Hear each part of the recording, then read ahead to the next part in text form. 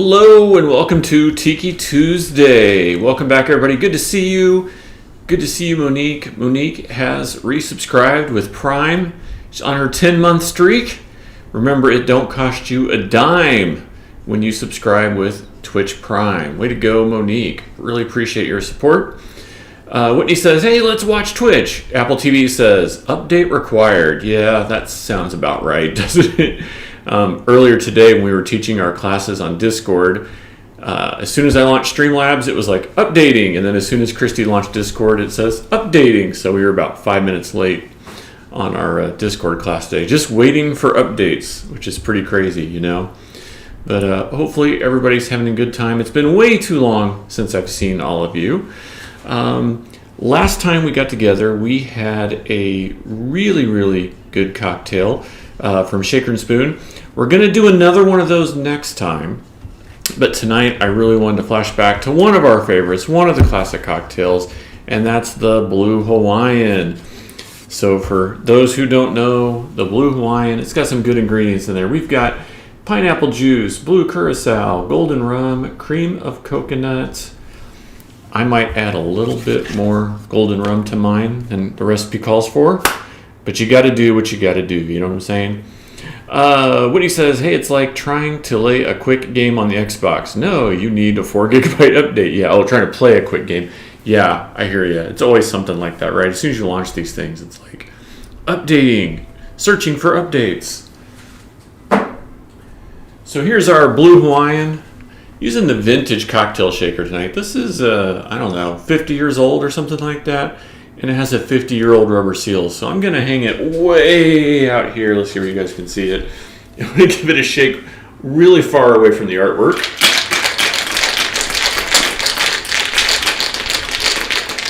Because I don't want a blue mess all over everything. But so far, so good. Oh, yeah, we just spilled on the floor. And we've got our brand new, beautiful Mai Tai glasses from the Bamboo Room Tiki Bar in Savannah, Georgia. So, had a great time there. Kind of last episode, told you guys all about the Bamboo Room, but they really showed us a good time and took really good care of us. So, if you make it to Savannah, definitely check them out. I don't know if I can do this with only 2 hands. I might need a third hand to make this cocktail work tonight. Okay, we're going to do it off cam.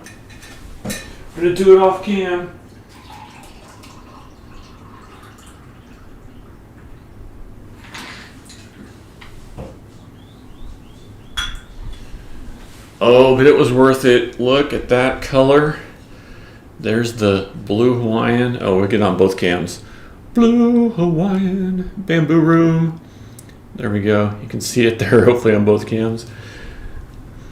So, cheers to you guys. Happy Tiki Tuesday. Hope you're having a good one. Oh my gosh, that is so good. I could just gulp that down in one big drink. It's so tasty. You know, on those times when you're maybe not wanting the most alcohol forward drink, or maybe you know you're going to hang out with friends and have a couple, more than 2 or 3. The old Blue Hawaiian, that's the way to go. Because it's not overly strong and it tastes really good. Everyone's happy with the Blue Hawaiian. So tonight we're going to draw another of the Disney Tiki gods. This one is Rongo from the Enchanted Tiki Room. Everyone seemed to really like the last Disney Tiki that I did. So I thought it's been a while, so I thought I'd do another one. Might be fun. Rongo's a little complicated as the god of the harvest. He's got lots of fruit in the hat there. Monique says, woot and redeem to hydrate. Cheers to you, Monique. So tasty. So very good. Yeah, definitely had a great time at the Bamboo Room. It was definitely my first Tiki Bar experience since the whole pandemic started. So it's definitely nice to get out and socialize. Monique says it's been so long. Yeah, it does feel too long. You know, these projects, it's been really tough adapting to life here as we were vaccinated The pandemic isn't over, but it seems like maybe it's winding down, or at least all the businesses are going back to work. And I definitely feel like I'm more on call again. Lots of companies starting to call and email and get projects going and things. And I wouldn't say that I'm anywhere near as busy as I was pre-pandemic, but it's definitely going in the right direction right now. But what that means is lots of unexpected meetings and Zooms. And last week I was all set to do a Tiki Tuesday, and then I actually got called over to an actual client's office space for their first meeting since the pandemic. So couldn't really say no to that. And honestly, probably didn't want to. It's good to reconnect with everyone. So even if the timing was a little off, it was well worth it. And hopefully it'll mean more good things and projects for 2021. So that's what we want. That's what we all hope for. That's for sure. So hopefully we can bounce back a little bit this year, because it's been so strange, and it still is really strange. Let me know, it's a good question. I know Monique works remotely. Some of you have been, but maybe have to go back in the office now. How are things looking for you in 2021? Do you think it's going to be radically different than it was before the pandemic, or only slightly different, or maybe not different at all? And is it going to be better for you, or maybe worse? The comic book industry is going through so many changes right now that it's hard to know what the future may bring. I don't know if you guys saw the whole thing about AT&T and Discovery Networks, but that's definitely going to be a whole big deal that will probably throw DC Comics into a little bit of turmoil. Hopefully not a lot of turmoil, but we were just getting used to all the changes from AT&T, and now Discovery's going to come in and be in charge, and who knows what they're going to do. So it'll be crazy. I think it's like you got the magic 8-ball and the future is uncertain. Monique says, I'm sure there's been more Tiki Tuesdays since my airplane visit. I feel like I missed a lot. Yeah, you missed the one. I think that you missed the one where we talked about Bamboo Room, for sure. But I had to cancel last week's, so that was a bummer. Or we'll say postpone, not cancel. We're doing it. We're doing it now. We're living the Tiki Tuesday dream tonight. So I think I'm just going to roughly outline a lot of the stuff on this one. And then I'll either use a marker or the paintbrush to go and fill in a lot of the black shadows. And then I think we're going to go ahead and take this one to full color. We'll see how that goes. But, the other Disney one I did is full color. So I think this one will deserve to be color too. So, but I want to keep these outlines kind of loose. Maybe a little like a squiggle in a few places to give a hint that it's got some texture to it. So, these Tiki gods, they're carved, or they're made to look carved. So they don't have to be perfectly smooth or anything. They can have their own distinct personalities, Catherine says, Whitney, making Tiki drinks, said people are coming back into the office and no mask needed. He still uses a mask away from the desk.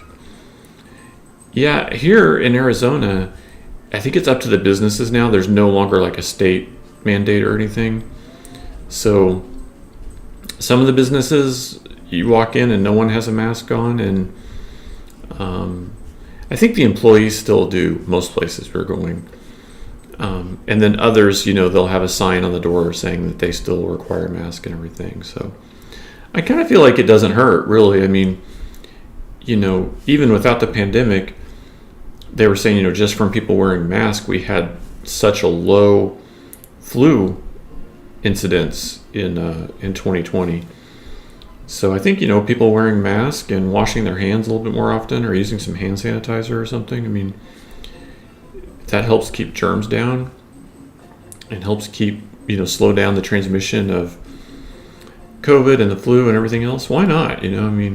Let the businesses keep that going for as long as they deem necessary for the safety of their customers and their employees, because the employees are the ones that have to be there all the time. So,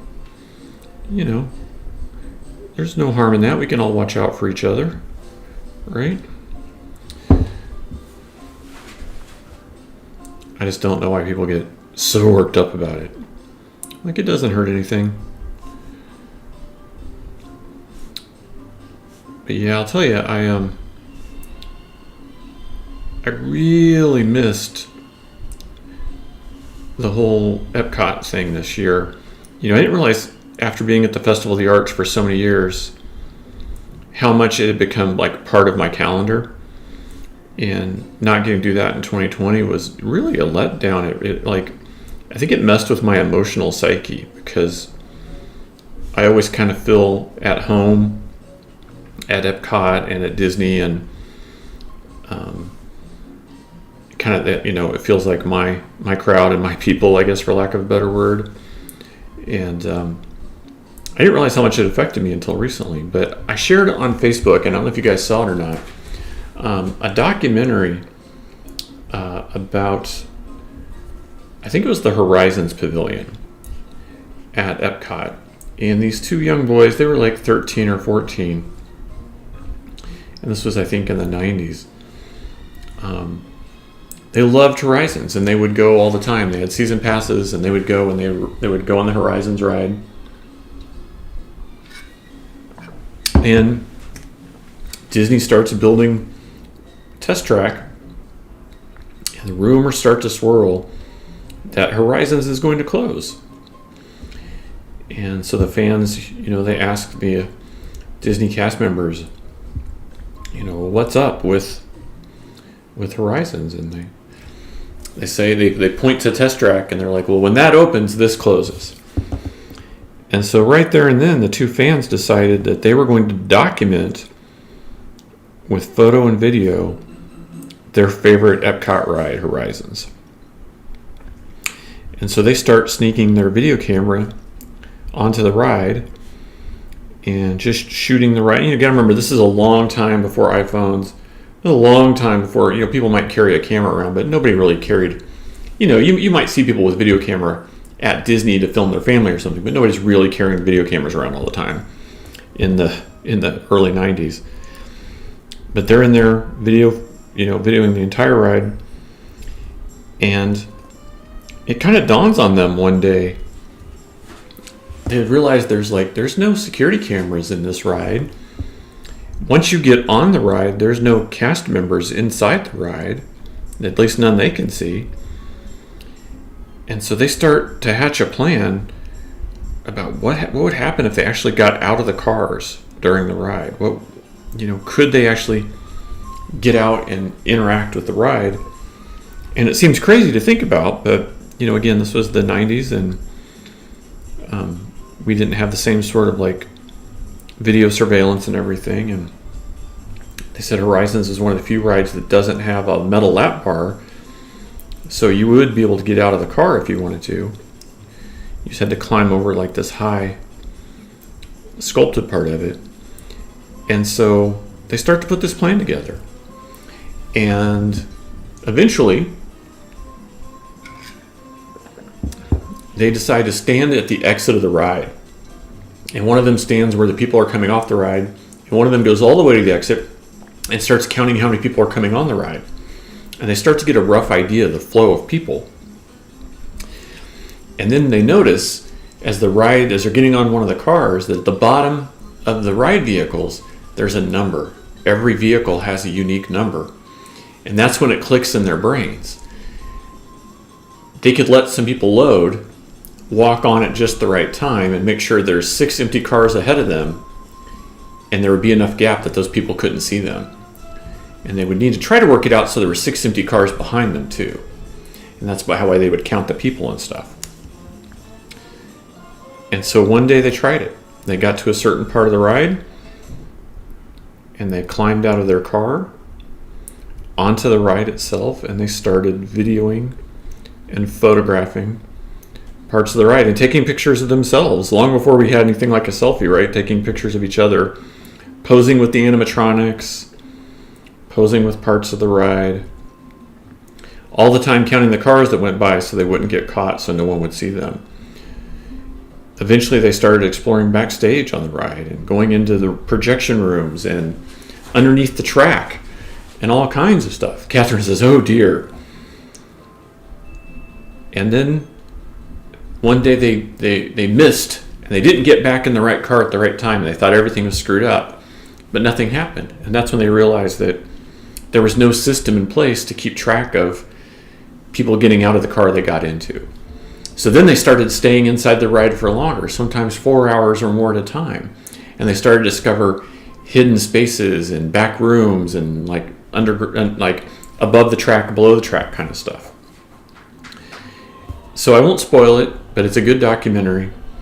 And I'll just say that eventually something happens inside the ride. And I'll also say that there is a traumatic ending. So if you haven't caught the documentary, I did share a link to it on Facebook. It's on Vimeo, not YouTube. It's on Vimeo. And it's definitely worth watching. And if you're a Disney fan, you will be excited by part of it, and you'll probably be appalled by part of it, because they were definitely breaking all the rules.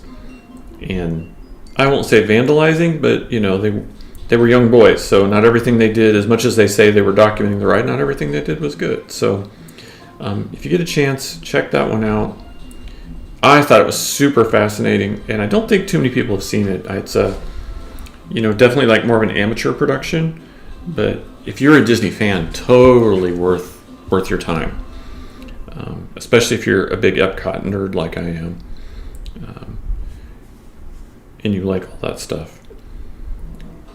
So definitely, give it a watch if you want to. Monique's like, trespassing. Oh yeah, I mean, can you imagine today with all, our post 9/11 world and all the security concerns, and now you go through metal detectors and bag check and stuff at Disney, and anybody caught on the wrong side of the ride, I mean, that would be a huge deal now. Even back then, if they got caught, they probably would have just got kicked out for the day or something, right?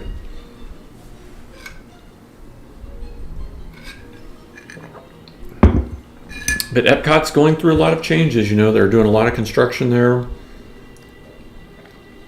The whole middle of the park is tore up right now.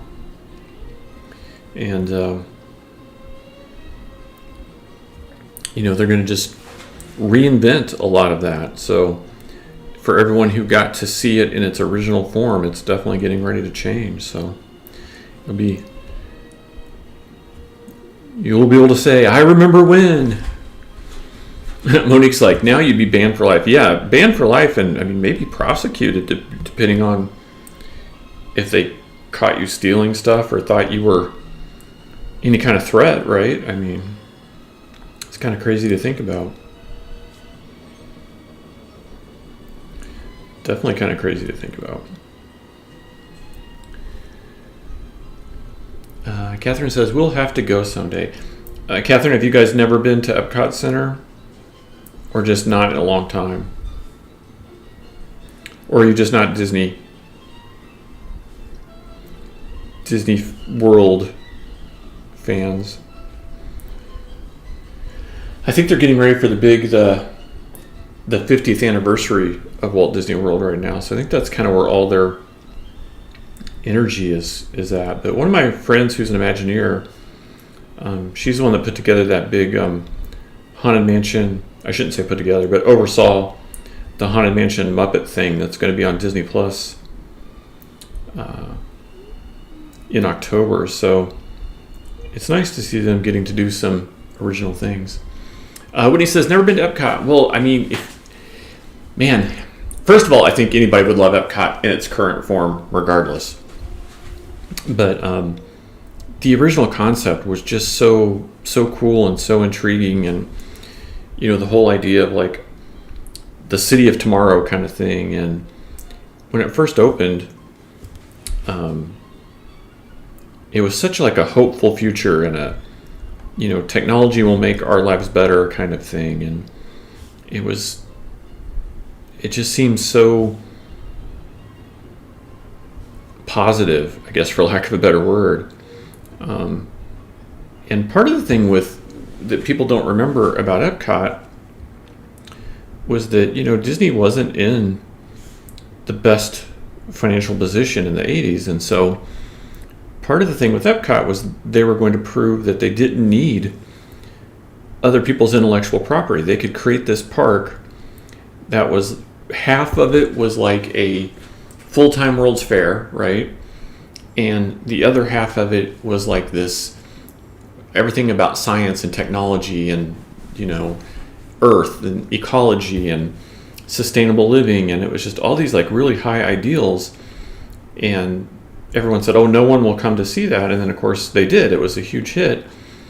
But now they've really pivoted on that a lot. And they're bringing in all the intellectual property. So, in Norway, they brought in the Frozen ride. And they're bringing Ratatouille into France and some things like that. And it's not bad. I'm not one of those haters, not by any means.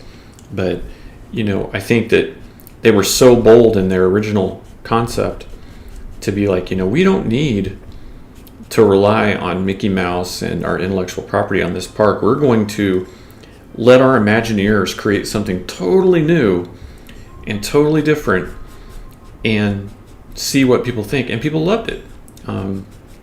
So the fact that it's changed from that idea, there's some people that will be angry or sad about that.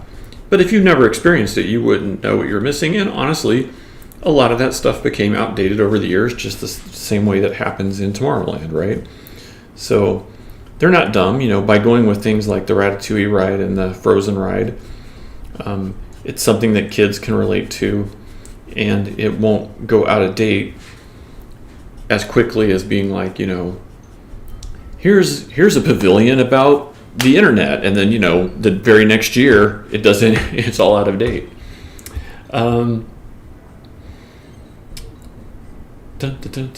Ash says Ratatouille opens in October in the France pavilion. Yeah, it's gonna be really cool. I've seen the videos of the version of that in France, and it looks really nice. When he says never been a crazy Disney person, I'd much rather go to Six Flags or Cedar Point. I like roller coasters. Oh, I get that. I totally get that. I grew up in Kansas City, and our local park was Worlds of Fun. And Worlds of Fun was based on the idea of Around the World in 80 Days. So it had all these different countries inside. And I don't know, it had like maybe 4 to 6 roller coasters, which I really enjoyed. But I remember my favorite coaster was the Zambezi Zinger, set in the Africa part of Worlds of Fun. And the cool thing is, instead of a hill with a chain that pulled you up, it was a spiral. And it was an electric roller coaster. So you had to, instead of going up a steep hill, you spiraled. And it also, the cars were such that 2 people sat, like someone, your girlfriend or whoever you were going with, sat with their back against your chest. So it was a good couples roller coaster. But you would spiral it to the top. So you have like a lot of anticipation while you're spiraling up the 8 levels or whatever it is. And then once you got going, it was really fun. There was a tunnel you went through. But the big bad scary coaster there was the Orient Express. And then I think when it was built, it was like the fastest steel roller coaster. And then years later, they added in the Mamba, which was like the tallest steel coaster. And when they say the fastest or the tallest, it's for like a day, right? But as soon as they get that, then like the next one gets built somewhere else. Monique says, I'm 90 minutes from Cedar Point, lol. I only go when the kids are home. Yeah, I bet. And probably only on like weekdays or something when it's not totally crazy, right?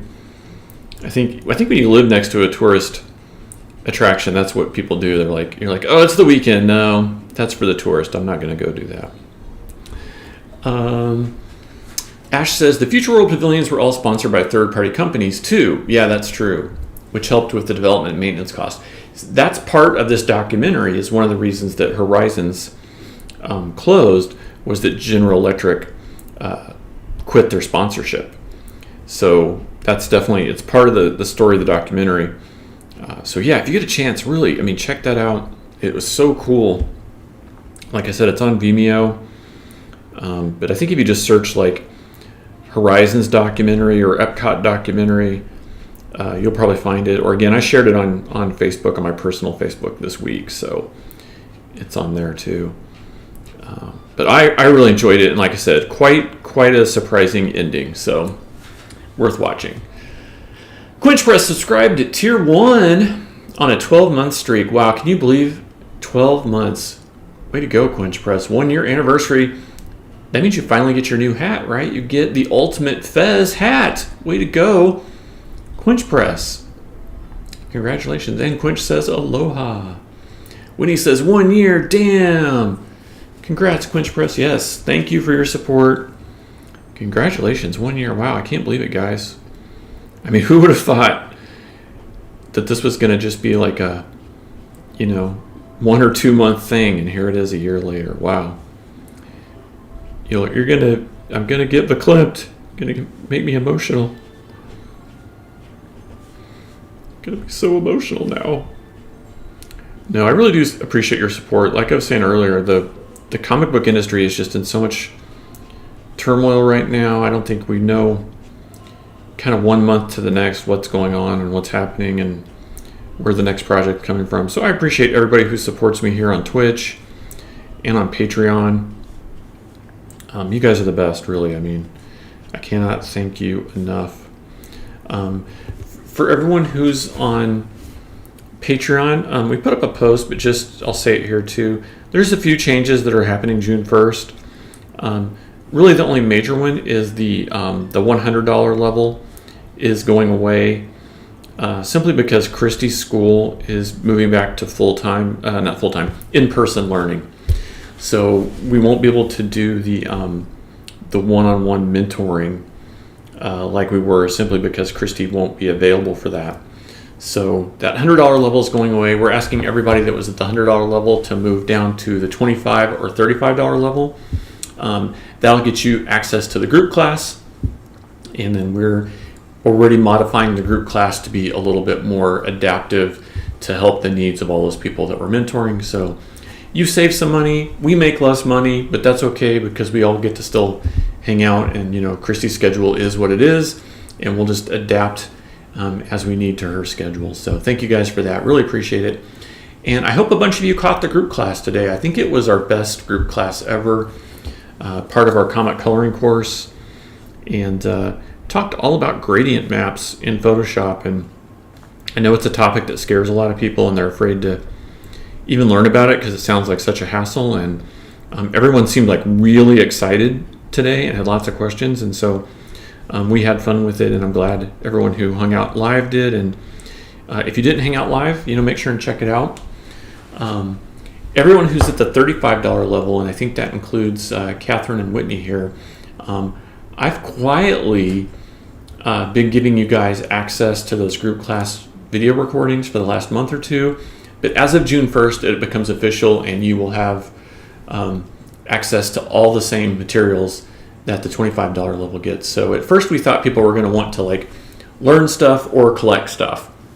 But it seems like a lot of the people who are collecting stuff would like access to the educational materials. So starting June 1st, if you're in the $35 level, you do get access to all of that. So we're adapting and learning and trying to make things better for you guys.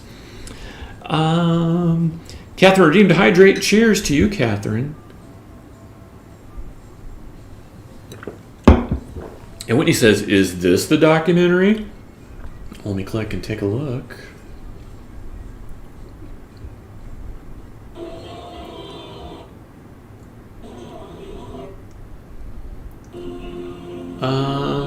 This is not it.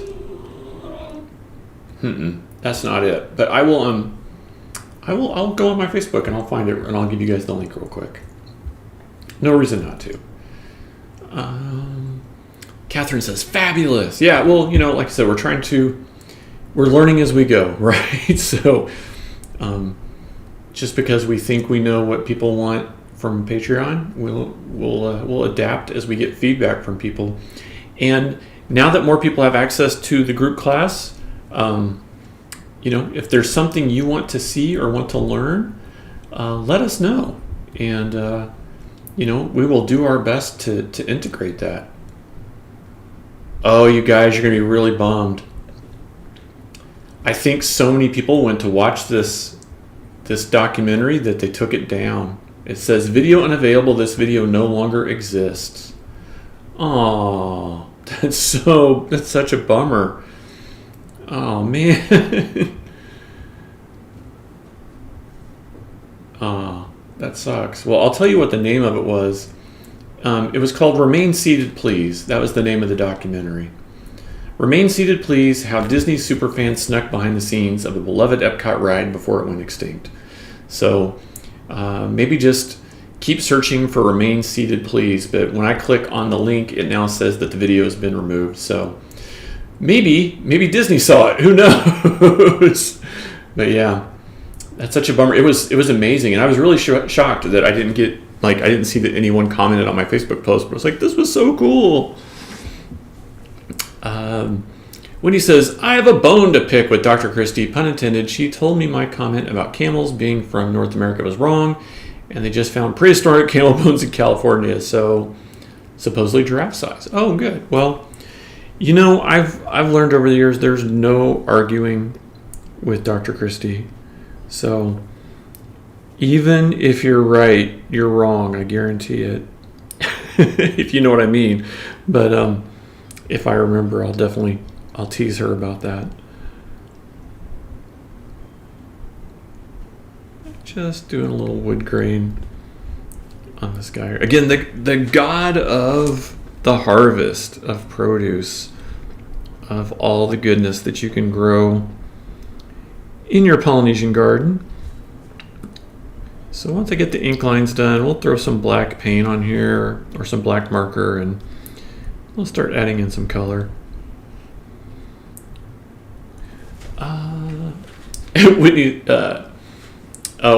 Whitney says, there were a lot of Epcot docs and I don't do Facebook. Yeah, I hear you, Whitney. The whole social media thing, like if it wasn't part of my work, I probably wouldn't do it at all. I have a friend, he's my former neighbor, and he's several years older than I am, and he plays golf a lot. And he got really mad. He's like, man, all my golf buddies are into this like QAnon stuff, and they're all mad about the election and blah, blah. And he's like, I just can't hardly stand to hang out with them anymore. They've just all become crazy. And I said, well, you know what the difference is? And he's like, no, what's the difference? I said, the difference is you don't do social media. As long as I've known him, like, you could barely get him to return a text. He doesn't do any social media. He's a private pilot. And when he flies, he doesn't even take his cell phone with him, and he like leaves it at home with his wife. So he's like totally not a connected type of person, And I said that was really it. Like he's not on the crazy Facebook groups or Fox News or whatever, and therefore he wasn't brainwashed. It's amazing. About the news about the documentary being taken down, when he's like, womp womp. Monique says, now you can tell us the traumatic ending. Oh, well, I don't know. I mean, it might be available somewhere, but I'll only spoil it if like 3 or 4 of you tell me you want me to spoil it.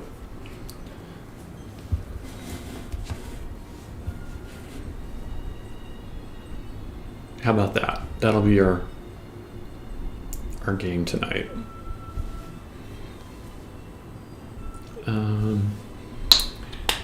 Whitney says, haha. Catherine says, I just want a giraffe-sized camel. Yeah, no doubt. Well, camel's already pretty big, but a giraffe size would be really cool.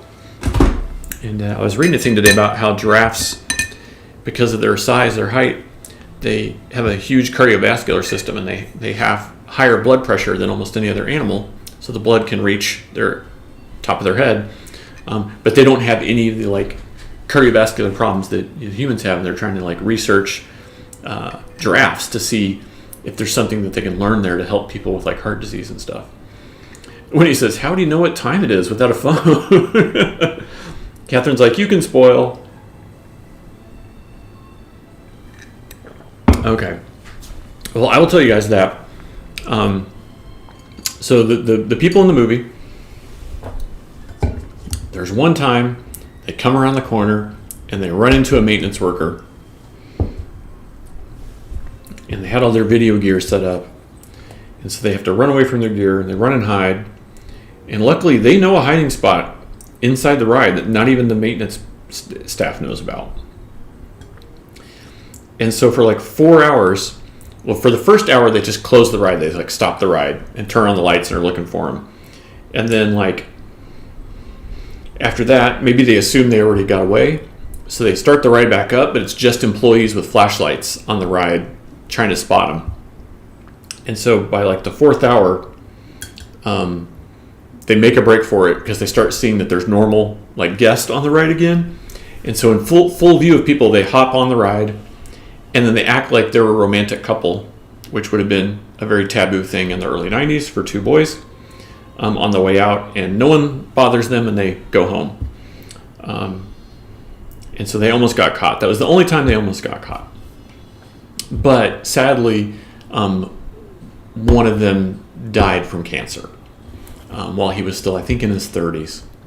So his dying wish was for his best friend, the one that did all this with him, to scatter his ashes in Disney. Now, if you don't know, that's like forbidden. That's like one of the main Disney rules is like, you can't, they forbid people from doing that. So his friend, who had done all this sneaky stuff with him in their youth, has to then sneak his ashes into Disney and go to the very first place they met as kids, because they didn't even go to school or anything. They actually met at Disney World at one of the like refreshment stands or something, and bonded over their love of Epcot. And so he sneaks in and spreads his friend's ashes and gets really teary-eyed. I'm getting a little sad thinking about it myself. And that's kind of how the film ends, is with them saluting this guy who was, one of the biggest Epcot fans. But sadly, cancer came and took him away. So anyway, if you get a chance, really, really good.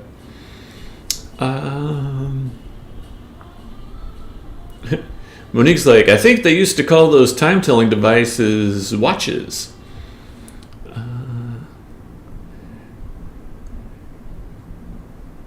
Whitney says they have a code word for it too. Oh, for the spreading the ashes thing? Yeah, I'm sure. Catherine says, no wonder the film was taken down. Yeah, I mean, gosh, it was so emotional. But even at the time, I was like, kind of surprised no one's been sued by Disney here. But I think it's one of those things that it had probably been on Vimeo for a while. I don't know if it's, months or years, but it got a lot of exposure last week. And so, I mean, I figure like if I saw it, then people at Disney saw it, right? I mean, it's kind of like, why would I see it before they did? But it was incredible. It was, if you stumble across it, if you get a chance, again, amateur made, but really, really fascinating and moving. So I'm just going to put some black shadows in here before we think about any kind of color, just to give it like a nice, bold, graphic look. Really want, the other one we did like this had a lot of nice dark black areas, and I think it just will make it look bold, and whatever color we put down will pop a little bit more. Give some nice contrast.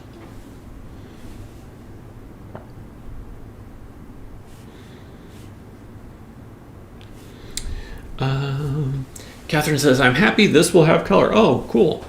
Yeah, I debated it. I mean, we're already 45 minutes in, but I think we'll get it done. I knew all this fruit was going to take a while, but it'll be worth it, I think. And we didn't get to do this last week, so I'm not in any rush or anything. I want to tell you guys the Smithsonian project is finally kind of moving on at a pretty good pace. So I've just about got 3 of the 8 illustrations. I don't want to say done, because there's text and stuff I'll have to add, and I'm sure there'll be revisions, but to a semi-finished point where Smithsonian and all the people involved can do their reviews and stuff. So I'm hoping to have 4 of the 8 completed this week, 2 of the 8, unfortunately, are going to be just like complete do-overs. It's there's just a lot of decision makers and stuff, and so and unfortunately, outside the world of Star Wars, I don't think these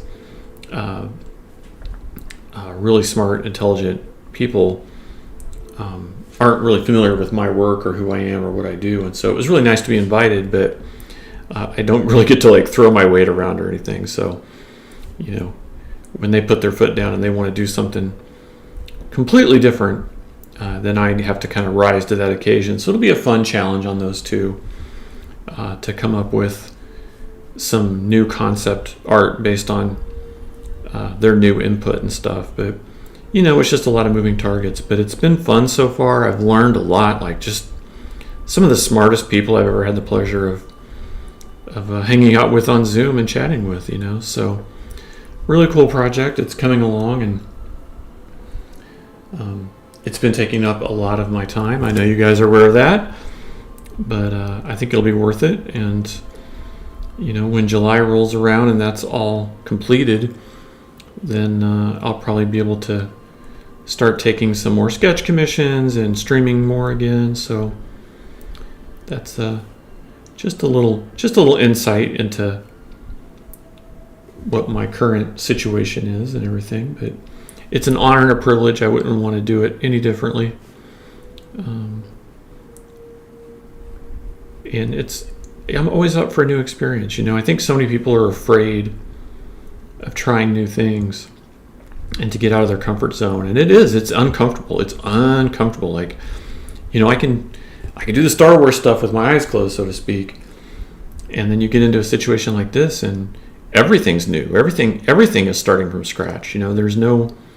I can't lean on really too many of my prior experiences. And so you just have to just go for it and be uncomfortable, but learn from that discomfort and try to make everything better.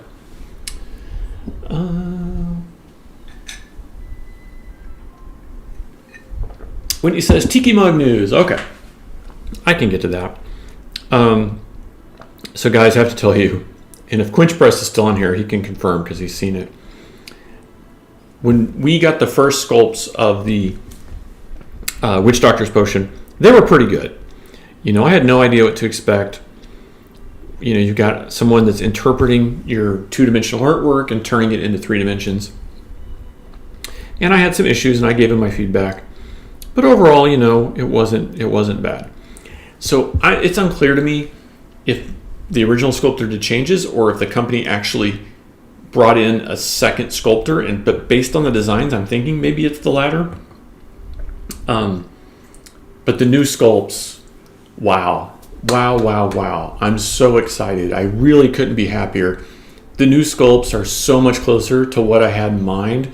And with probably just a few tweaks, this will be ready. So be excited, because I am. I mean, when I got to see the photos of the new sculpts, it was like, wow, this is like almost everything I could have wanted. And some of it's exactly what I envisioned. Some of it's better than I envisioned. So it's really, really close to having the final sculpt. So once that part's approved, I don't know what the time frame is going to be. This stuff all seems to take a while.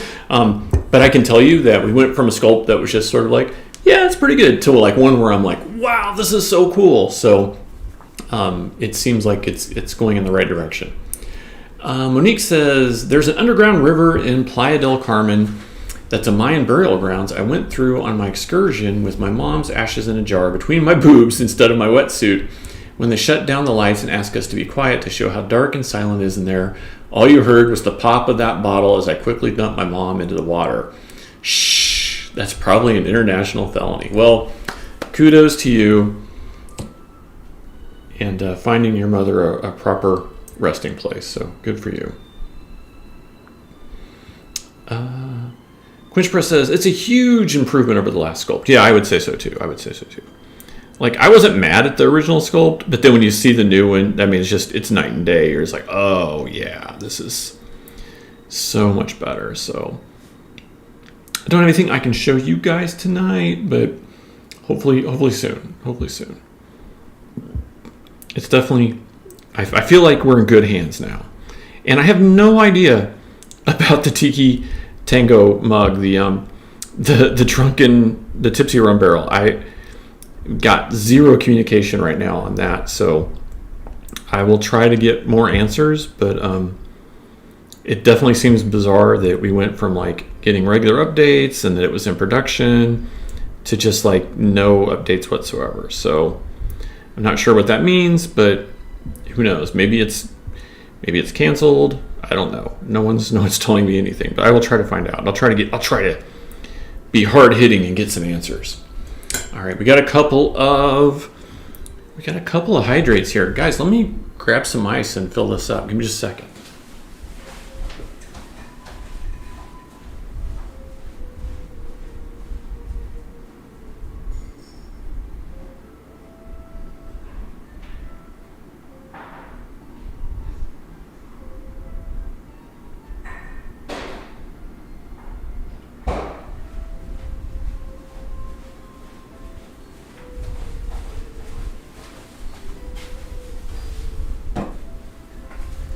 So once again, we got our vintage shaker.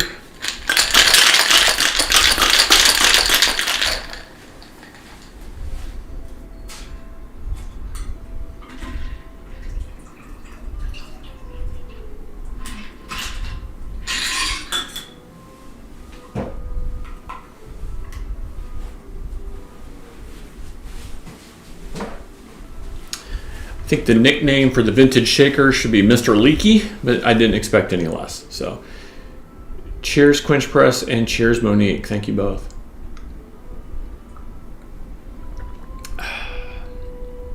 Catherine says, that's wonderful news about the Tiki mug. When he says credit card at the ready. Catherine says, so much faster than the last sculptor.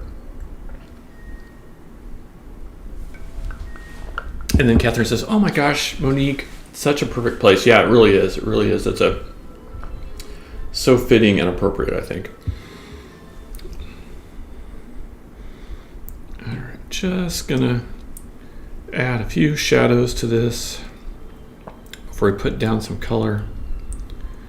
Really just try to give it a little extra depth, a little extra oomph. You know, all that stuff. The good stuff. Now, for those of you that don't follow Quench Press on Instagram, you really should, because now that he's been vaccinated, he's been hitting up all the cool craft cocktail spots and tiki spots and posting really cool photos. I'm super jealous of all that he's been doing.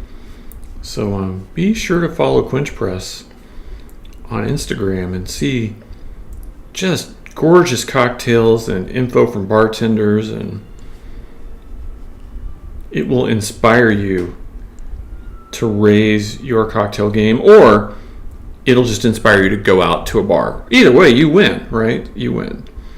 So definitely check out Quench Press on Instagram, and maybe he can tell us a few of the highlights in the chat here from what he's been up to, because I've been watching it, and he's making up for lost time. Let me tell you, he's out there. He's mingling. He's hitting up all the hot spots. I think he's already been to a lot of my favorite places. I'm super jealous.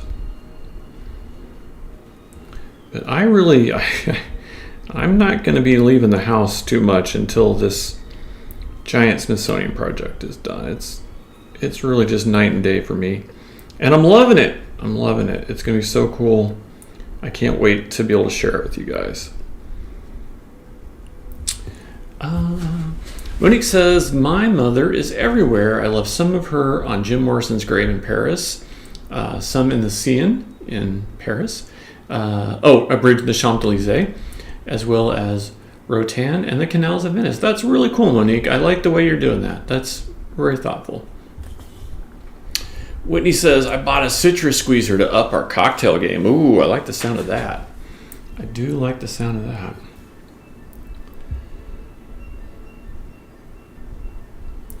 Well, you know, last time we were together, I told you guys about the shaker and spoon box that was gifted to me. And next time we're together, I'll make another cocktail out of there and tell you all about it. So far it's been a really cool experience. I'm not sure I would do like the every month subscription, just because I probably don't like everything that they do. But the cool thing I noticed about their subscriptions is that you can sort of have your credits with them and then choose as they release a box, just don't take that one, and then they won't ship it to you, and then just wait until like the next one comes out. So I thought that was a pretty cool way to handle it. So if you like rum drinks and whiskey drinks, then you could have them where they only ship those to you as they were released, and when they come out with the vodka box or the tequila box or whatever, just like skip that one. So I was like, well, that's kind of cool, because the downside about some of the subscription stuff is, when you don't want something. So it was good. I'm enjoying it, and I like that you get, I think, 3 servings of each cocktail, so that's like 3 or 4. So at least you get at least 9 cocktails out of the ingredients in the box, maybe even more. So I'm definitely enjoying it. All right, I think we're pretty good on our black inks there. We got most of it, maybe just a few more spots to hit, but we're close.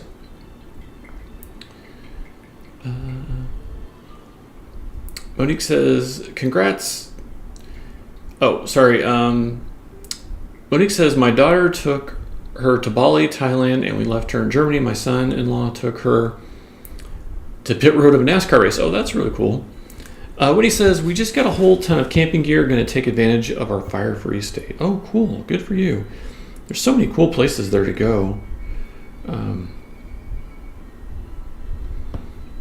I just saw a thing about Gateway and how it's really remote, and there's like some really cool, like nice, like driving roads and camping areas. And I don't really do the off-road thing, but I guess there's some good off-road stuff there. Not that I wouldn't, I don't know anything about it. But I hadn't been sort of to like the far western side of the state before, so I haven't been over there. But it looked really cool, the thing I watched. Monique says, congrats on the citrus squeezer and the camping gear. I want to get back to camping. Yeah, I love camping. For like 5 or 6 years, I went motorcycle camping all the time. Just hop on my GS and like go to Death Valley or go to Salton Sea or, wherever up in the mountains, and just disappear for 2 or 3 days. It was good times.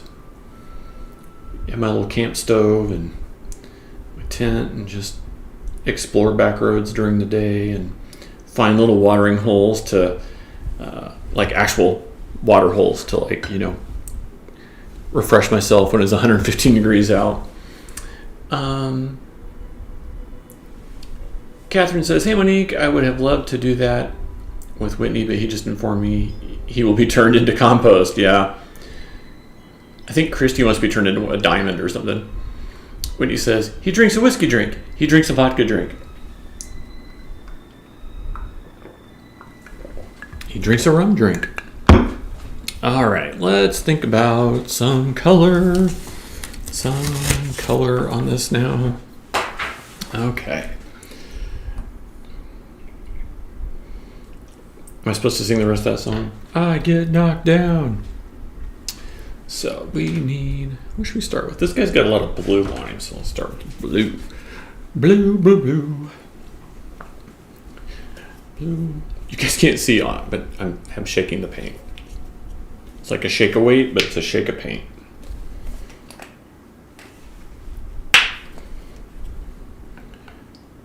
Shake of paint. Speaking of all that, what are you guys watching right now? It's been a while since we've caught up on crazy stuff that's going on all the different like streaming services and stuff. I've been getting into the Clone Wars: The Bad Batch on Disney Plus. I wasn't like, I liked the Clone Wars series anyway, but this new Bad Batch show, it's really well done. I see they're giving Filoni like full creator credit on that, which is pretty cool. But I'm like 2.5 episodes in so far, so I'm not totally caught up. But it's been good. It's been really good. Like, I know there's some controversy around it with some of the fans, but I'm enjoying it so far. I think the animation's good, the storytelling's good. It's connected to Star Wars lore, but not really beating you over the head with it or anything. So far I've been digging it. Monique says, "Hey Catherine, if you're in charge of the process, he knows. How is he going to know what you do?" But in all seriousness, there's lots of cremains. Is it like cremation remains?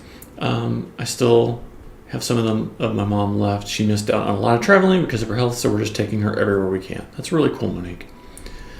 Quinch says, "My son and I have been enjoying Bad Batch." When he says, "Haven't watched Bad Batch, but we're watching Mighty Ducks, which has surprised me how good it is. Love some of the characters." Oh, okay. I might have to check that one out.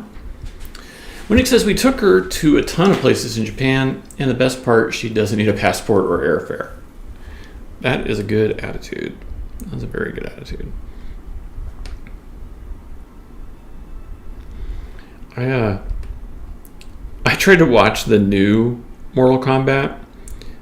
It was on HBO Max, and it was one of those like available for 30 days on HBO Max.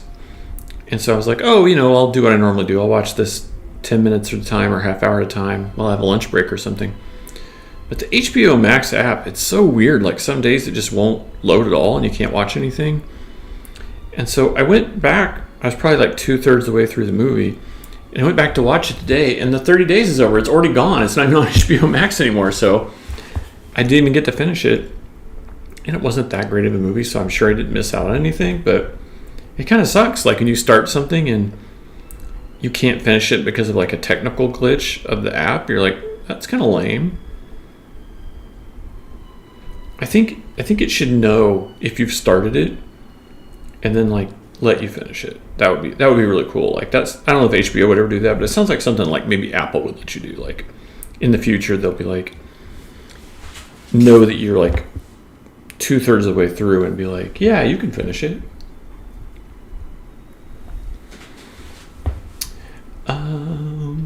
Whitney says, "I will haunt her if she doesn't compost me." And Monique's like, promises. Quinch says, "I finished a lot of things since the last stream. Invincible was great. The first half season of The Nevers was really good." Is The Nevers the one on Netflix or the one on HBO Max? Oh, The Irregulars is the one on Netflix. I finished The Irregulars. That was really good. I haven't watched The Nevers yet. Also, he finished season 2 of Pennyworth, which was nowhere near as good as season 1. But The Secrets of Sulphur Springs was fun. I'll have to check that one out. Falcon and Winter Soldier was great. Yeah, we liked that one too. We liked that a lot. Liked Falcon and Winter Soldier quite a bit. Definitely good. Has anybody been watching Shadow and Bone on Netflix? Christy and I started that one, and wow, what a lush world building of a show. Like, I'm not even sure how good the story is or isn't, but the visuals is just so good. I mean, the world building is just incredible. I mean, it looks like it has a gazillion-dollar budget, and I'm sure it doesn't, but it looks just so lush. Every setting is just so detailed, and the costumes and the little things in the backgrounds. It's just a visual feast. And Christy got into it enough that she actually downloaded the first book in the series to see how it compared to the show, and she read that in a couple of days, and she really enjoyed it. She said that it's quite a bit different than the show so far. So her guess is that maybe the show combines like parts of the first book and maybe parts of the second book, but she's going to read the second book and find out. But just visually spectacular. Like I'm even if the story was mediocre, and I'd say it's better than mediocre. It's good, maybe good but not great. But like the visuals are just stunning, just so incredible. Well beyond what a movie would have been even like 10 years ago, probably. Quinch says Nevers is on HBO Max. Yeah, I think I saw a preview for that, but I haven't got to watch it yet. Quinch says Netflix canceled Irregulars. Boo. Oh, well, that was a really good show. I can't believe that's not going to get picked up for a second season. Wow. I'll have to tell Christy. She'll be upset. That was a really good show. The way people talked, I kind of thought everybody was into it, but man, that sucks. Quinch Press says, I love Shadow and Bone. Yeah, we're like 4 or maybe 5 episodes in, and we're really, really enjoying it. It's been a real surprise.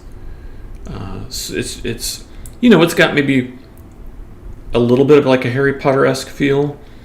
Obviously, it's darker, but it just feels like something fresh and new, and it's been good. Whitney says, we just started watching The Marvelous Mrs. Maisel. We accidentally watched the first episode of season 3 because Amazon messed up, and we figured it out eventually. Oh my gosh. I love that show. I'm dying for it to come back. I'm hooked on that show for sure. We watched the movie that she made with Amazon where she played like a mob guy's girlfriend. I don't know if any of you guys saw that. I can't think of what it's called right now, but it was just okay. Like it was like a really well crafted 1970s mob movie with like no story and no plot. So it's one of those, like, it was kind of forgettable, but and she was fine. She was good, but it just, the writing was subpar on that. I think it was called I'm Your Woman. I think that's what it was called. But yeah, but The Marvelous Mrs. Maisel, what a great show. Oh my gosh, I wish that would come back. There's so many shows that I wish would come back. That's definitely one of them.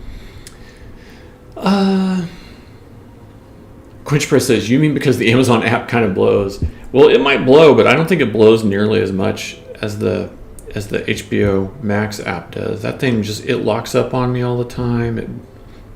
It won't play. I'll have to like wait until the next day to go back and try to watch something. Monique says, I've not watched much. I've been recording old episodes of Cold Case. I still love old episodes of Frasier. I watched some show about a medium on Paramount Plus. Netflix has me waiting on new episodes of Ozark and Dead to Me. I listened to my first 6-hour audiobook in just under 12 hours. That's a good way to do it. I like that. When he says, can't wait for Ozark.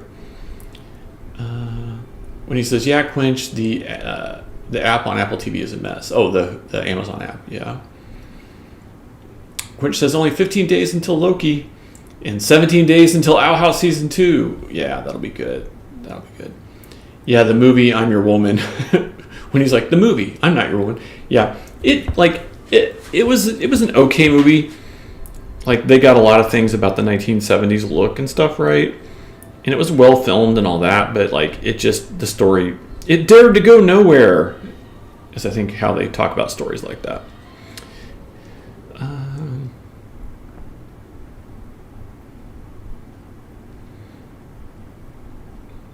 Monique says, I loved it. It was absolutely insane where they left it.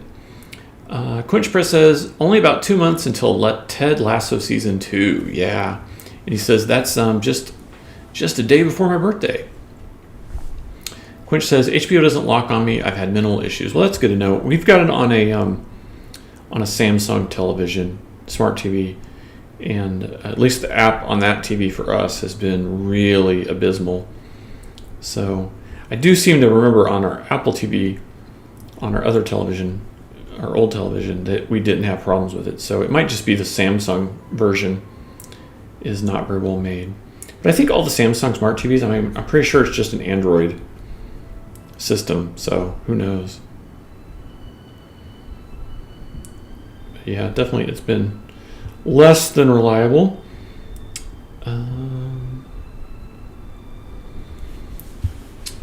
Hey, Chow Time, good to see you. Hello. Thanks for dropping by.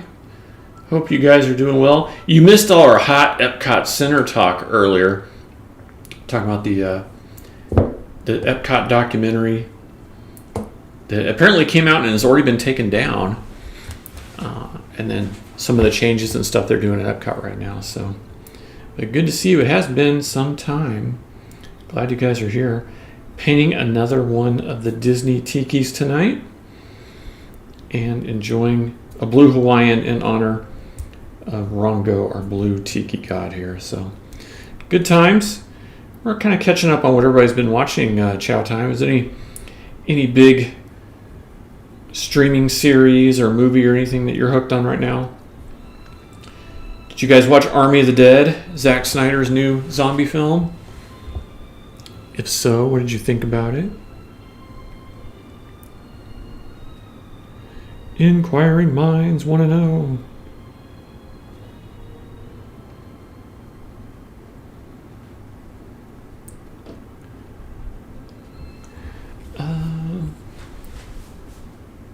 Monique says, "Hey Octopolis, are you sure you're updated to the latest version of the app?" I don't know on the Samsung Smart TV. I don't know if it does updates on its own or if I need to check it.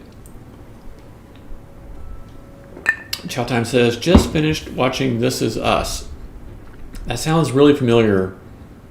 Which one is that? I feel like I've seen it, but now I'm not sure.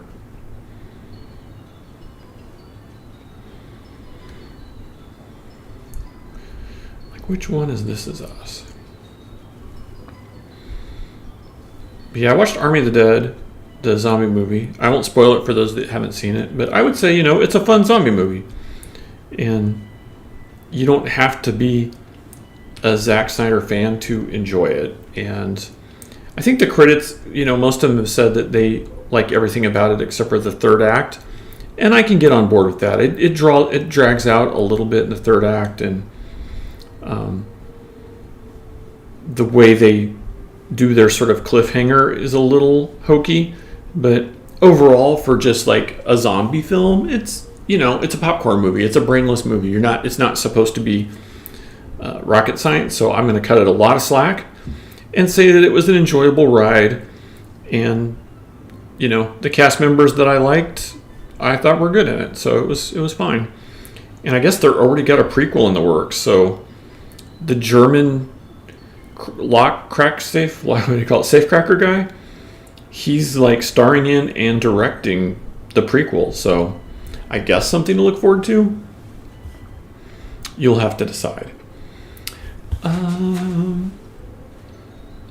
Cheltenham says, "We've not seen it yet. Finally got the house to a good state that we can chill at nights." Oh, that's so good. I know the moving in part. Oof, that's rough. That's rough. So glad you guys are getting it all settled in finally. I know that can be a definite challenge. Christy and I were just talking, there's so much turmoil at her school right now, and we're like, we moved here to be closer to her school, and now we're like, we may have to move somewhere else if she ends up teaching somewhere else. So it's so crazy. Like, the last thing we want to do is move again. And I'm sure after all that you've been through, you could probably relate to that. You're like, no way, not gonna do it.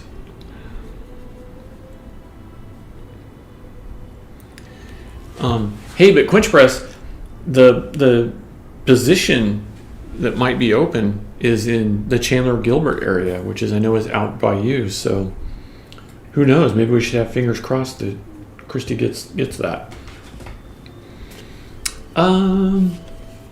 Whitney says, "So far, none of these exclusive HBO Max movies aren't making me want the service. They all seem like a mess of movies." Yeah, Whitney, like the the Those Who Wish Me Dead with Angelina Jolie. Did anybody see that? I mean, I like Angelina Jolie just fine, and she's just fine in it, but it wasn't a good movie, and it kind of felt like something that had been made years ago and put on the shelf, and they just dusted off because of the pandemic. So, not like you're saying, like not worth like getting a subscription and stuff just for that. Definitely not. Yeah, no. Especially when HBO Max is the highest priced of all the streaming services, and even their ad-supported version costs more than most of the other streaming services. So it really just doesn't make sense for anyone who's paying like full retail for that service. Not at all.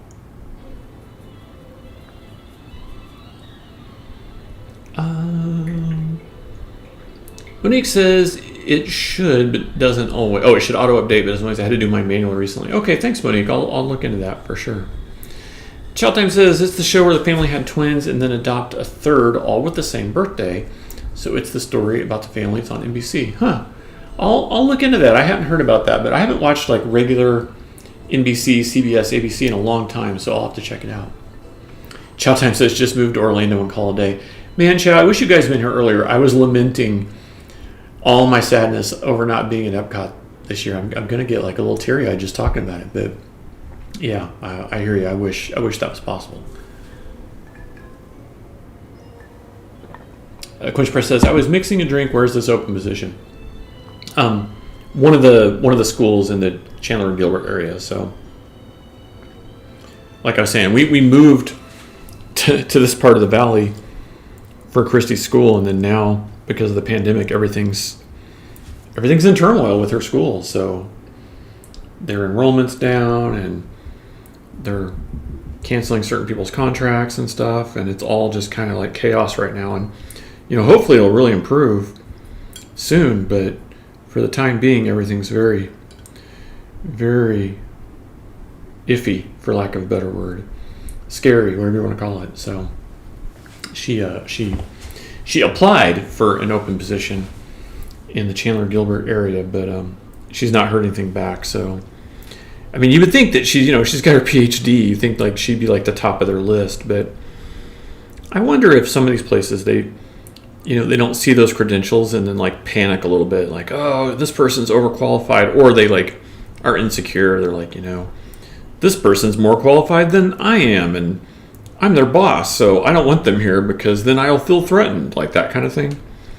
I kind of feel like that happens more than we know, especially in that sort of like education world, where everyone's worked really hard to get where they are, and it's probably easy to feel somewhat threatened or whatever you want to call it, because everything's just there's just so much turmoil all the time,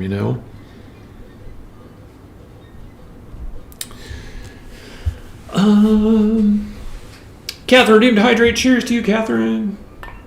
Almost gone, and it was a double. Maybe even a double and a half. Whitney says, speaking of Angelina Jolie, how about that Eternals trailer? You know what? The trailer's pretty good. I mean, obviously it'd be nice to see a little bit more in the trailer, but they've got a lot of time to roll out more trailers and stuff, so I get it. I totally get it. But yeah, that's it looks pretty cool. It definitely does.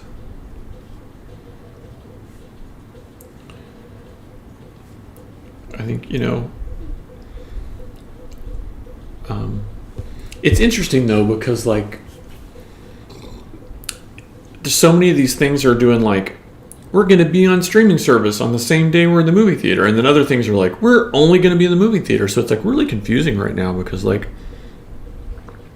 I think Cruella comes out Friday, which I would be interested in seeing, but I'm not interested in going to the movie theater, and I'm certainly not interested in paying like an extra $30 to watch it at home. So then I'm just like, okay, well, how many days do I have to wait before I can see it, or how many months do I have to wait? So I think coming out of the pandemic, it's going to be really frustrating and confusing for those of us that we've been really spoiled, to be able to like watch things first on streaming, and now I think some of these services are going to backpedal on a lot of that. And whether it's Cruella or Fast and Furious or Eternals or whatever, all the different things that are coming out, we're gonna be like, hey, wait, I'm supposed to go pay extra for that? Why am I buying this streaming service then?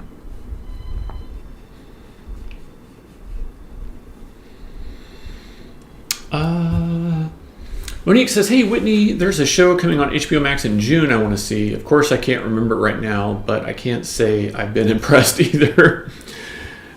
Chow says, hopefully next year you'll be invited to Epcot. I mean, I hope so. I just don't know. Because of the pandemic, and now that I'm doing this big project with Smithsonian, I'm not really, creating much content for like Star Wars or Fox Studios or anything right now. I mean, they've been closed for a long time, and they finally, I mean, I don't know how reopened these things are or not, but because of San Diego Comic-Con, I know they've reopened a little bit because they've reached out to me, but we'll see what happens. I really would like to come back to Epcot. It's one of my favorite events of the year, and it was very sad to not be able to do that. So hopefully I'll get an invite back, but I wouldn't be surprised if I did not, simply because I'm just not creating very much fresh Star Wars content right now, and we'll see if that changes. Star Wars Celebration has been announced and a few other things, so it's kind of it's a wait and see, which is weird. Usually everything's on the calendar, and I know everything that's coming, and I have, it used to be that I would have like 5 or 10 Star Wars projects lined up at all times, and right now, it's none. So it's weird. It's very strange. It's a weird feeling to have this thing that like is something that you sort of identify yourself with. You're like, oh, I'm the Star Wars guy, that kind of thing, and then the pandemic comes and it just all kind of goes away. So we'll see how long it takes to come back, or if ever.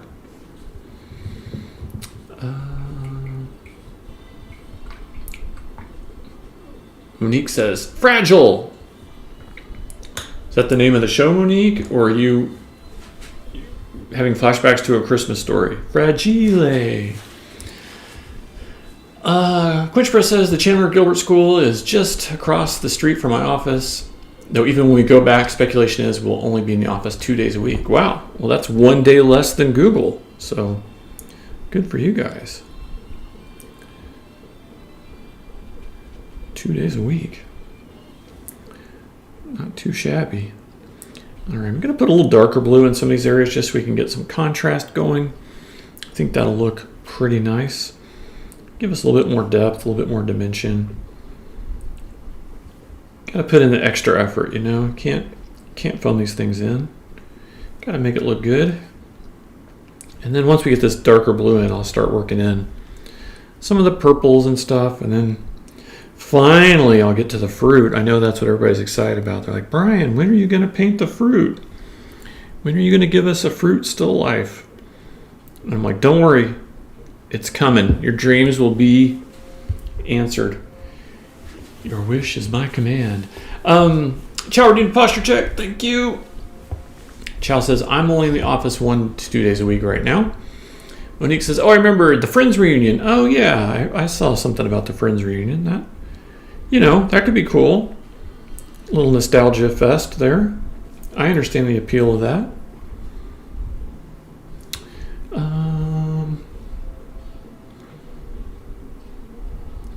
Monique says, I like my old shows. What can I say? When shows like Frasier, Friends, and Golden Girls were new, I was watching Dobie Gillis on the Oldies Network. Maybe I'm just super slow and behind on my programming. That's okay, Monique. I still listen to old-time radio almost every day. So I totally feel you. I'm listening to, The Shadow and the Mystery Series and the Superman serials and the Lone Ranger and all that stuff. So I got your back when it comes to the old-timey stuff. Whitney says, I'd be okay with 20 to 30. Oh, with 20, but 30 seems too high, which is weird because 2 tickets would be more. Yeah, I know. I hear you. I totally hear you. And I understand they're factoring in like the average family of 4. I know exactly what they're thinking, but that's not me. And also, when a movie plays the movie theater, they're getting like 80% of the box office for that first week. So, when it's on their streaming service, they're getting 100%. So, there's some there's some theories there that it could be a little less. Now I understand that Google Play or Apple Store or whoever, they're probably going to take a cut as well. So I mean, I get it, but there's also no movie theater employees to pay or anything like that. So there's got to be some trade-offs. There's got to be some benefits for the viewer to make it worth our while, right? Come on, man, think about us.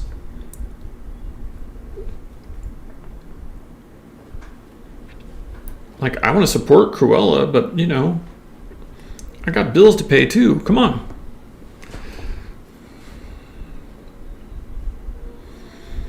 All right, I think that's looking pretty good for our blue. Got some nice contrast going now.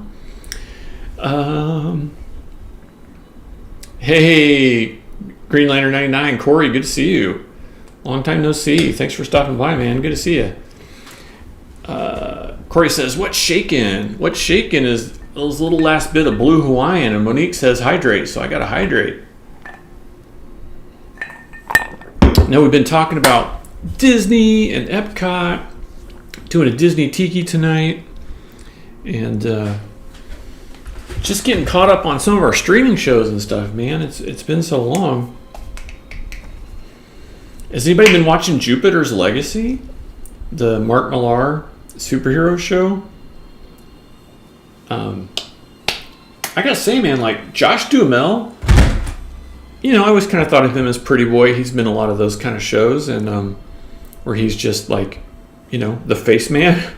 And he's pretty good in this Jupiter's Legacy show, I gotta admit. Like, he plays a young version of himself, he plays an older version of himself.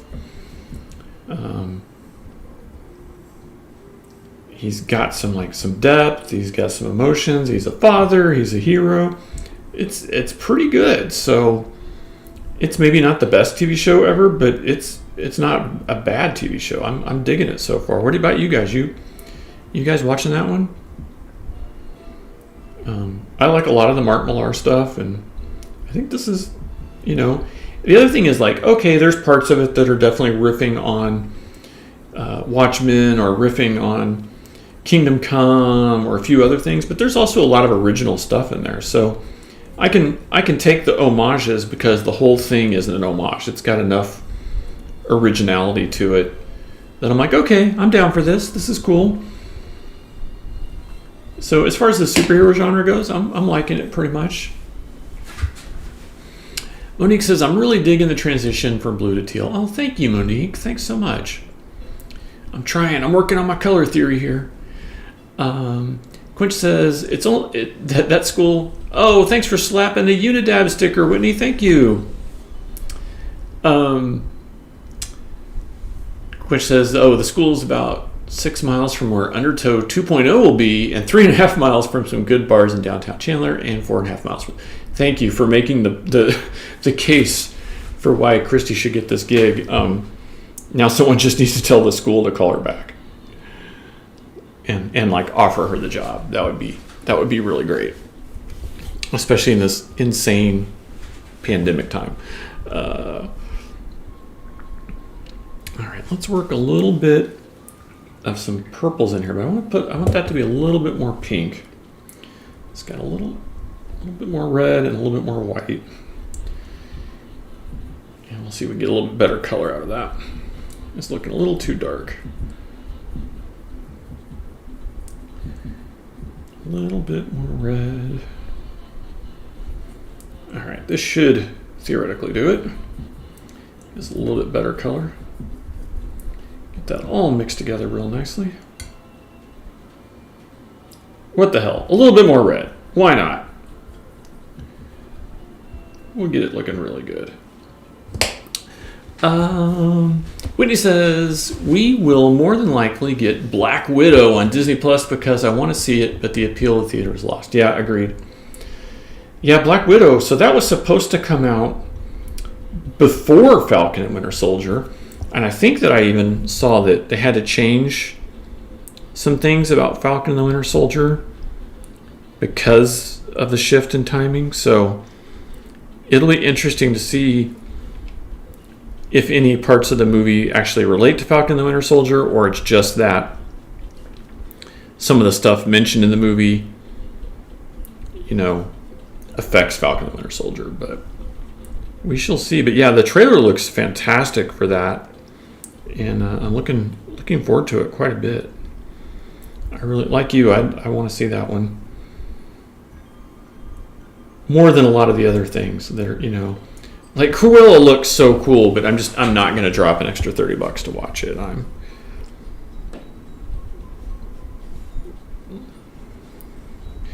Oh, guys, we were talking about documentaries.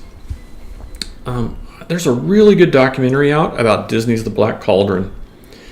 And I kind of thought I knew everything there was to know about that film and its troubled production and everything, but this documentary just goes way more in depth than anything I had ever seen about that movie before. And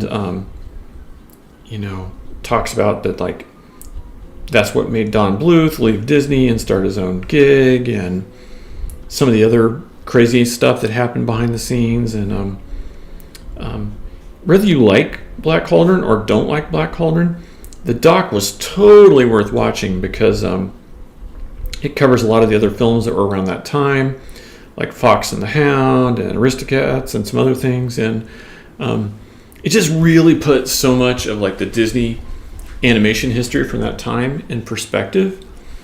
So really, really worth watching. And then, of course, it makes me want to go and rewatch Black Cauldron and try to have a better appreciation for it. That movie was so hyped up, and I had read the books that it was based on, so I was really, really ready for it. And then, of course, it was. Now I seem to remember as a kid that it was considered a flop. Now the documentary says that it wasn't really a flop that everyone remembers it as, but I think what at least in Kansas City where I grew up, tickets to the Black Cauldron cost double what a normal movie ticket cost. And so that really pissed off a lot of people, at least in the Midwest, because here's this movie that took a decade to get made or something, and then it finally comes out. It's kind of like what we're talking about with the Disney Plus stuff, It finally comes out, and now they want extra for it. And it didn't help that they had fired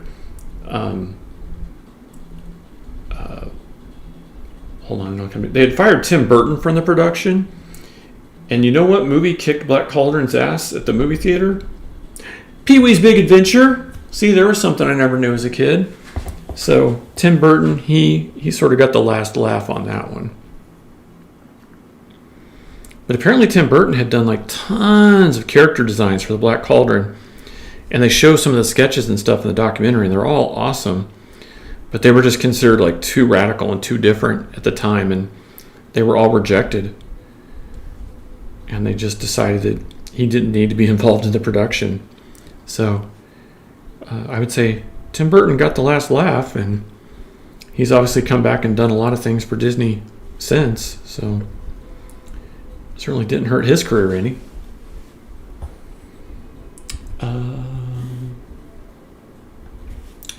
I got behind on the chat. Let me scroll up here, guys.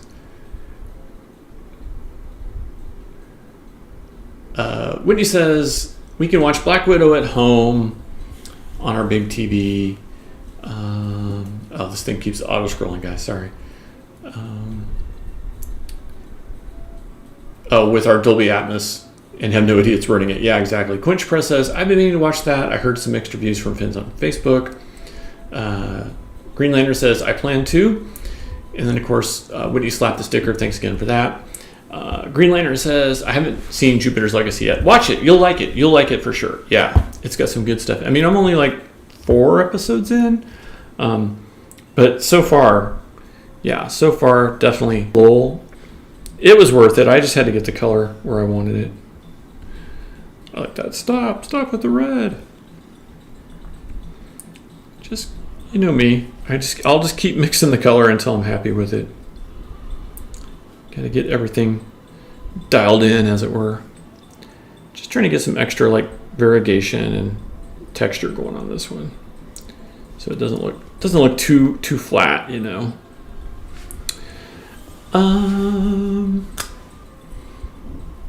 Green Lantern says, I can't wait for Black Widow. Whitney says, regarding Black Widow, Catherine promised not to talk during it. That's funny. Quinch says, hey, here's the cocktail I'm having tonight. It's not very tiki. 1 ounce agua herbal liqueur, half an ounce Singani 63, half an ounce heirloom Alkermes. I'm not sure I know that one. Half an ounce Tempest Fugit creme de banana, and half an ounce Portuguese cold brew. And Quinch Press redeemed to hydrate. Cheers to you, Quinch. Whitney says, I thought Black Cauldron almost ruined Disney. I wonder if time has changed what really happened. Yeah, you know, they talked about how new management stepped in and sort of like did a new cut and a new edit on that film, which I wasn't aware of that part. So it's sort of interesting. I would say, like, the way the documentary ends is by saying that, like, without Black Cauldron, we might not have been set up for the rebirth with, like, Little Mermaid and stuff, which is kind of an optimistic view. But you know, at the same time, that's when there was a big management change. So if Black Cauldron had been more successful, Disney might have gone down a path of more PG, adult themed or young adult YA type of animation. But because it didn't really catch on, they went back to a very traditional young kid musical animation with Little Mermaid, which I love. But, you know, now you have to kind of wonder, like, you know, what might have been if things had gone differently. So kind of something to think about there.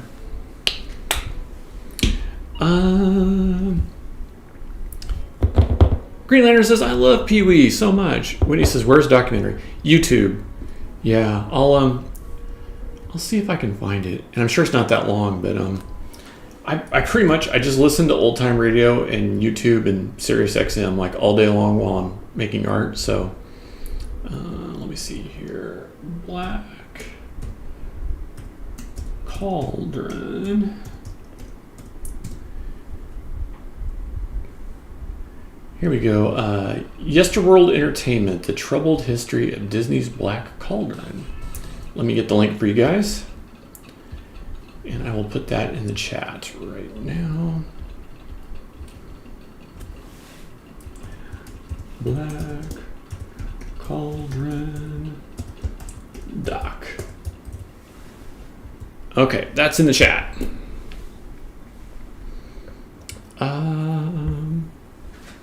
Monique says, it's DS. I'd end up with a surprising chrome illusions effect to it, so no harm, no foul. Lol. Whitney says, Slate says Black Cauldron only made 21 million. Sounds like a flop.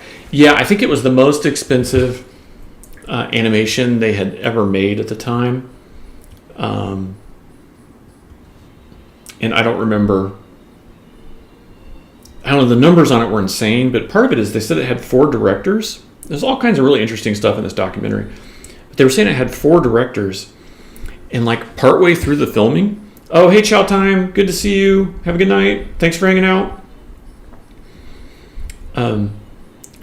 They were saying partway through the filming, the directors just decided to like swap which stories they were working on, thinking that it would like make the film better. They're like, well, okay, well, you know, it's like musical chairs. You know, everyone take a step to the right, and now you're directing this one instead.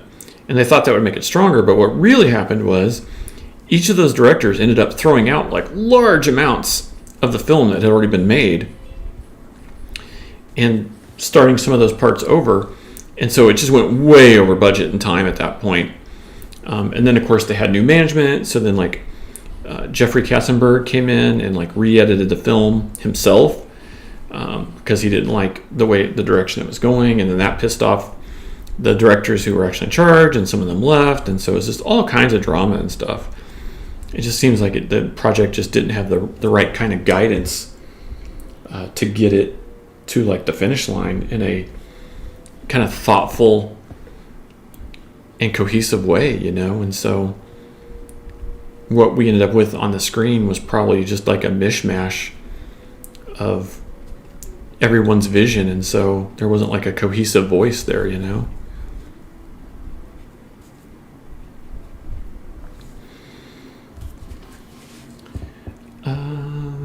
When he says, thanks for the link, I added it to watch later. Yeah, it'll be worth checking out. I don't remember how long or short it is, but it was good. It was well done. It was very well done.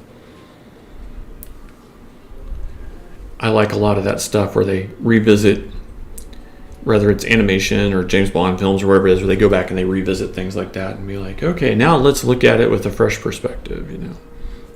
That's the kind of thing I can listen to while I'm working, and I don't have to look up from my art because I know what it is they're talking about, you know.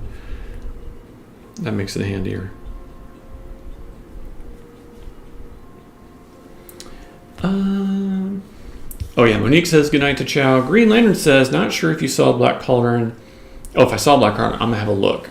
Yeah, that came out in the late 80s. So it was supposed to be like Disney's version of like Lord of the Rings. It was gonna be a big deal. But they just kind of missed the mark, unfortunately.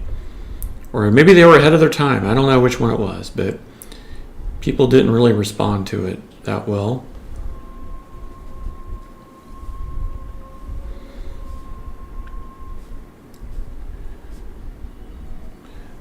But you know, these things happen. All right. So we got the Tiki idol looking pretty good. Working on the fruit. Mix in some new colors and stuff here. Get it all coming together. So we've got something we can be happy with.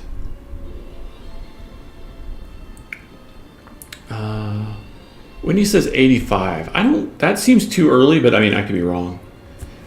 But you know, that movie was supposed to come out a bunch of times and then got delayed, so. And I guess they re-released it at some point under a different name, thinking that like people wouldn't know, which I think is really funny. They're like, if we just give it a different name, people will watch it. Green Lantern's like, I have never seen this. Yeah, it's I think is it on Disney Plus? I don't see a reason why it wouldn't be on Disney Plus. So I would think it would be on there.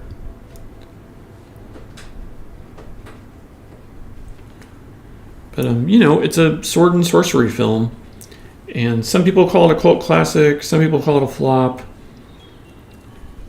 I just remember like all the biggest names in animation all the artists I worshipped were involved in that film, and it got so much hype because I think it was one of the first animated features to come out when Disney Channel was a big deal, and so they used Disney Channel to really hype it up ahead of time and get everybody excited for it and stuff.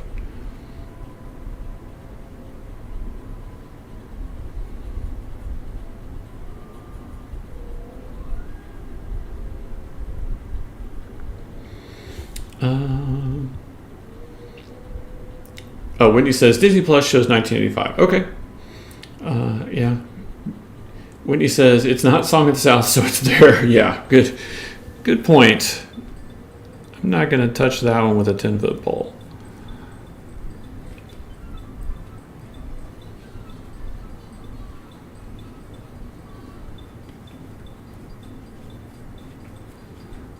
All right, just laying in some rough colors that I can go and paint over here in a minute.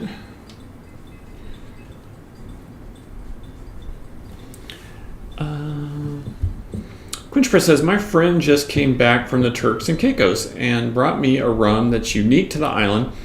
They don't make it there. It's a blend from nearby islands. It's called Bambara. It has a weird aftertaste. It's okay mixed with other stuff, but not so great on its own. So is it similar to like the Mauby rum from Jamaica where it has a bunch of like spices and stuff mixed in with it, like tree roots and stuff? Gives it kind of a funky flavor.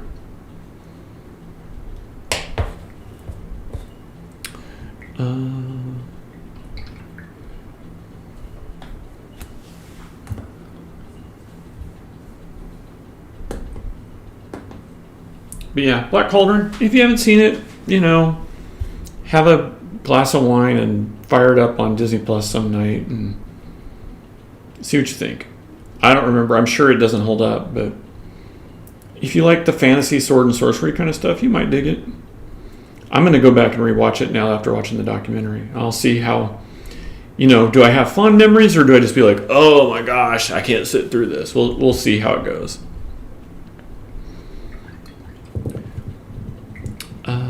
Monique says, I brought home some Honduran rum cakes. Those were good, but sadly long gone now.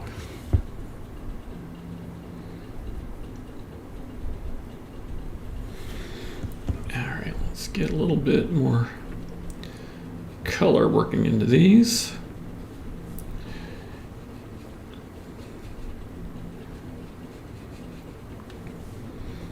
Our tropical fruits here with our Tiki gods.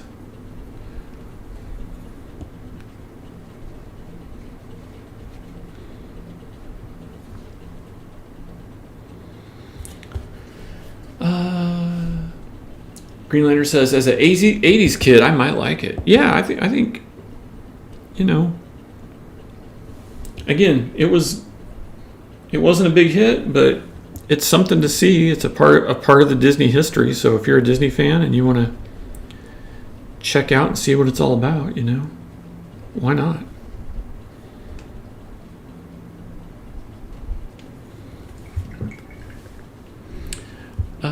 Quench Press says, hey, this stuff's got a little bit of vanilla going down, but I'm not sure what the finish aftertaste is. It's not funky like an agricole or a cachaca.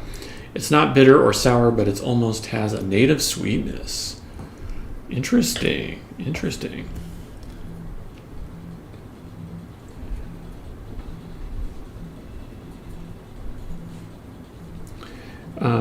There's another doc I'm in the middle of, or no, I finished it, about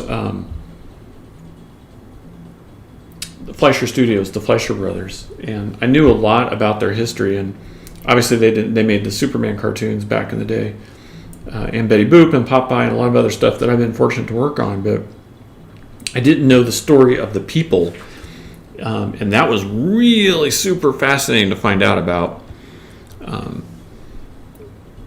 the Fleischer brothers. And I knew that one of them had invented the rotoscope, but what I didn't know was that the family got forced out by one of the movie studios and had to sign over their ownership of the characters and the rotoscope and everything to one of the studios. So, that studio got royalties on the rotoscope for 70 years or whatever, and the family never got a dime. So it's just kind of crazy how ruthless Hollywood was and is, right? I mean, here they were like at the forefront of animation. They were doing stuff like 15 years before Disney, and those Superman cartoons were like the most expensive cartoons ever made at the time, and all kinds of crazy stuff. And they just got ran over. The studio's like, why do we want to pay these two Fleischer brothers when we can just own everything? We can just push them aside and own all their characters and own the rights to their cartoons, and we don't have any need for them whatsoever. And so that's what they did. It's crazy, but good doc, really good doc.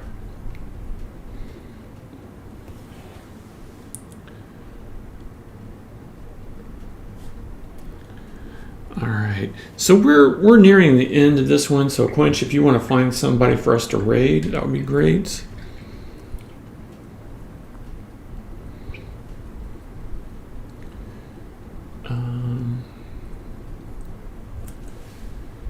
Quench Press says, new Batman and Superman animated shows coming to HBO Max. That is exciting.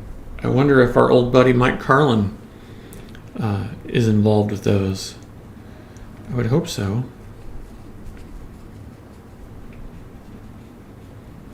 Mike was the editor-in-chief at DC at one point in time.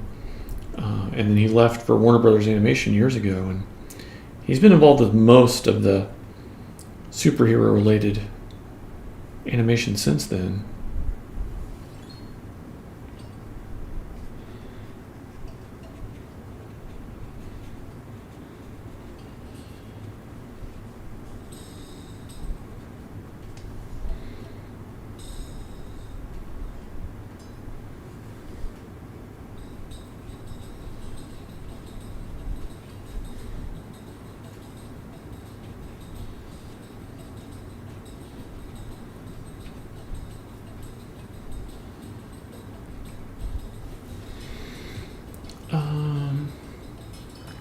Monique says, in honor of Tiki Tuesday, when DrinkWorks did a survey on what lines of cocktails we'd like to see as a series, I screamed, a Tiki line!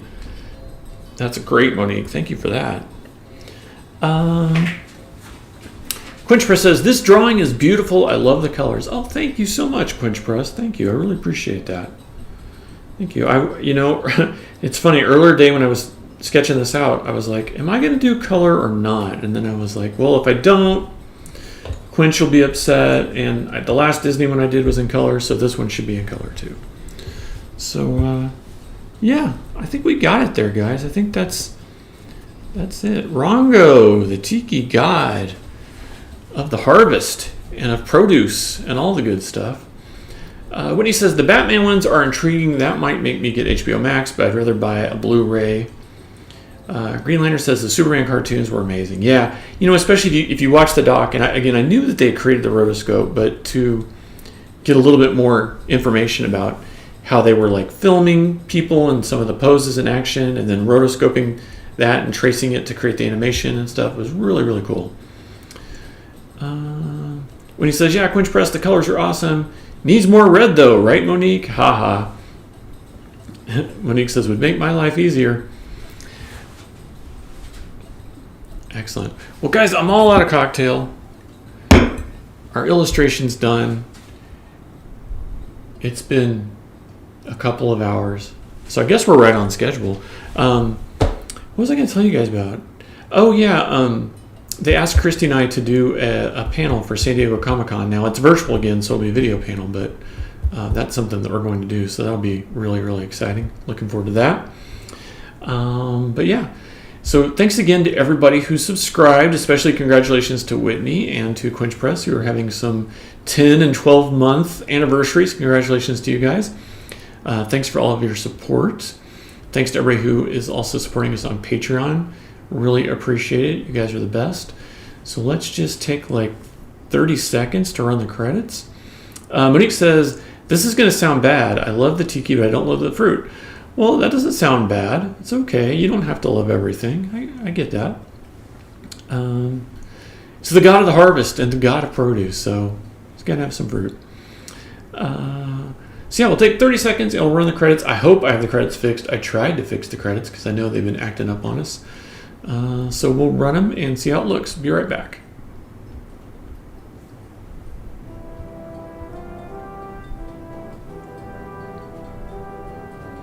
Woohoo! The credits are working! Woo!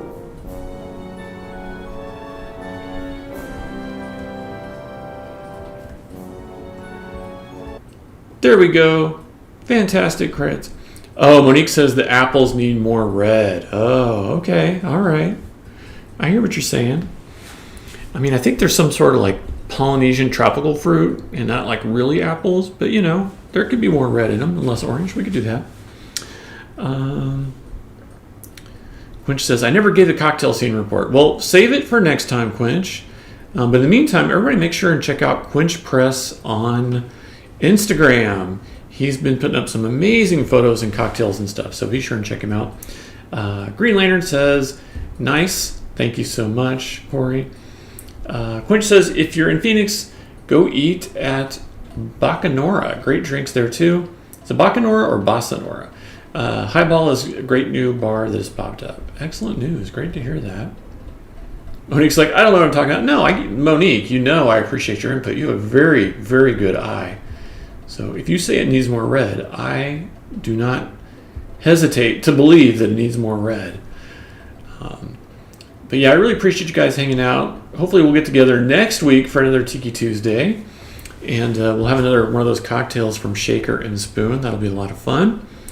In the meantime, thanks again for following. Thanks for subscribing.